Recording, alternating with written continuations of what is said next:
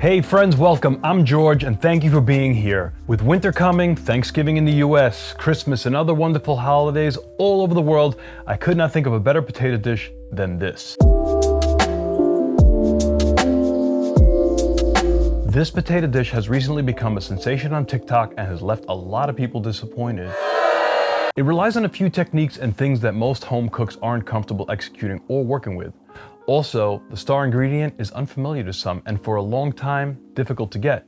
So, I've tweaked this recipe and it's easy to make and foolproof. And you won't have to experience the #1 complaint that it falls apart when you're cooking it. The traditional way to make this dish is to deep fry it, but there are a number of reasons why you shouldn't.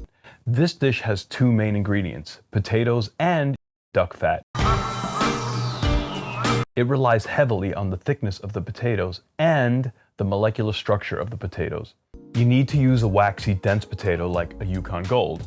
A chef or a baking potato doesn't work very well. The issue with most potatoes is they usually come from storage and the potatoes change with age. So one day this dish may work perfectly and another day may not, even though you've changed nothing in the preparation. Since frying isn't always easy at home, we're gonna bake this dish. The key ingredient is rendered duck fat. Now I'm blessed with the last duck farm on Long Island, New York, right around the corner from my house. But duck fat is pretty easy to get your hands on. Don't be afraid of duck fat because it's one of the healthiest animal fats you can eat. It has only 28% saturated fat and it's very high in oleic acid. Slowly melt the rendered duck fat. You do not want it hot. Ideally melt it to around 110 degrees Fahrenheit or 43 degrees Celsius. While that's liquefying, start peeling the potatoes. I'm gonna need about 1,400 grams of sliced potatoes to fill my Pyrex pan to a height of 1 inch or 2.5 centimeters.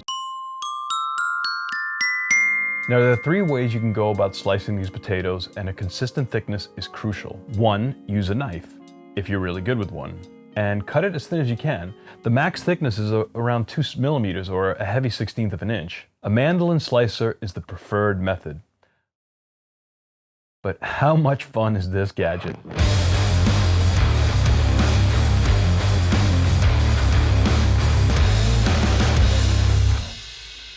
The good thing about it is that you are left with long slices and less round corners, so the cooked potatoes will be more consistent. The downside is that you're going to be left with quite a bit of waste, so don't just throw those cores out. You can coat them with some duck fat and bake them as well. I seasoned organic potatoes with about 15 grams of Celtic sea salt and about 5 grams of organic herbe de Provence. Then I poured about 300 grams of rendered duck fat onto the potatoes. It is important that all the slices are coated well on both sides. Line your pan with parchment paper. Super crucial, otherwise the potatoes will act as a suction cup and will not release easily. Layer the potatoes, trying to make consistent flat layers with no gaps. It's like a 3-dimensional organic jigsaw puzzle. Cover the potatoes with another sheet of parchment paper and weigh them down with ceramic pie weights. If you have another weight that will apply even pressure to the potatoes, feel free to use that one instead. This goes in the oven at 225 degrees Fahrenheit or 107 degrees Celsius for 2 hours. There should be plenty of time, but check that a knife can penetrate into the potatoes. It's going to feel like you're pushing through super dense mashed potatoes smoothly. Ideally, you want to refrigerate this overnight, but if you can't wait, then make sure the center temperature is below 41 degrees Fahrenheit or 5 degrees Celsius. You're gonna have to cut them into rectangles about 2 inches long and 1 by 1 inch square, or roughly 5 centimeters long by 2.5 by 2.5 centimeters square. Place the potatoes in a cold oven. Turn the temperature to 375 degrees Fahrenheit or 190 degrees Celsius. Cook them for about 45 minutes to an hour. Again, that depends on your oven. If you want to fry them, you're supposed to freeze them first. What I have found is that if you freeze them and then you deep fry them, they fall apart sometimes. It really still depends on the potato.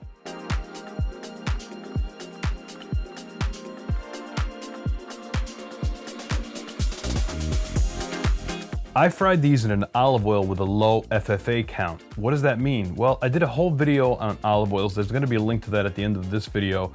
And the lower that FFA number, the more that you could bring the olive oil to a higher smoke point.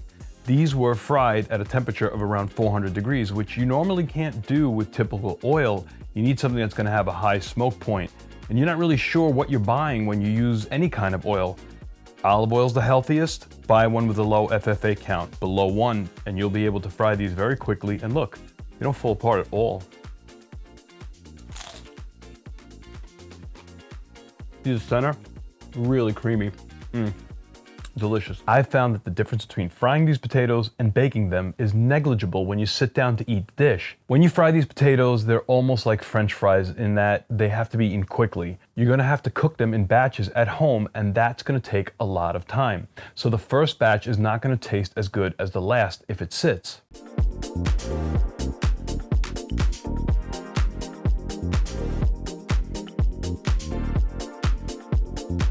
These are not only going to be the centerpiece of your holiday table, they make a dazzling breakfast side for overnight guests that may be joining you for the holidays.